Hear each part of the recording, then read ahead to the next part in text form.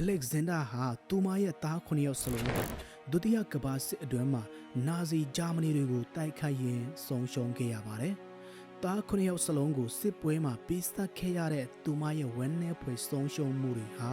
အခြားမယ်သူတွေနဲ့မျှနိုင်ရှင်၍မရလောက်အောင်ကြီးမားခဲ့ပါတယ်။သူမရဲ့ကြီးမားတဲ့ဆုံးရှုံးမှုကိုထိုးစင်ကဆိုဗီယက်ယူနီယံအစိုးရကနိုင်ငံတော်အတွက်ကြီးမားတဲ့ဆွလွတ်အနစ်နာခံမှုရဲ့ပြရုပ်အဖြစ်ဖော်ပြက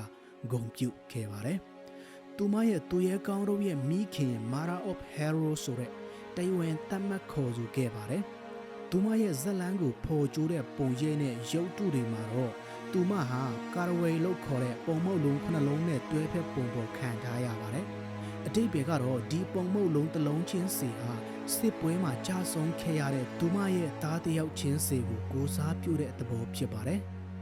ကာရဝေလို့ခေါ်တဲ့ဒီပုံမုတ်လုံးလေးဟာရုရှားနဲ့အရှေ့ဥရောပဒလီထုံးတန်းအရာအရေးပါတဲ့အခမ်းအနားတွေမှာအသုံးပြုခဲ့တဲ့မုတ်လုံးတစ်မျိုးဖြစ်ပါတယ်။ Alexander ရဲ့ဇလန်ဟာစစ်ပွဲတွေမှာဆုံးရှုံးမှုကြီးမားပုံကိုထင်ရှားစွာသက်သေပြနေတာဖြစ်ပါတယ်။သူမဟာနိုင်ငံအတွက်ပေးဆက်ခဲ့ရတဲ့မိခင်သူရဲ့မကြုံစဘူးဝမ်းနည်းမှုနဲ့သက်သေကိုကိုစားပြုတဲ့တယောက်အဖြစ်ယနေ့တိုင်အမတ်ရနေစေဖြစ်ပါတယ်။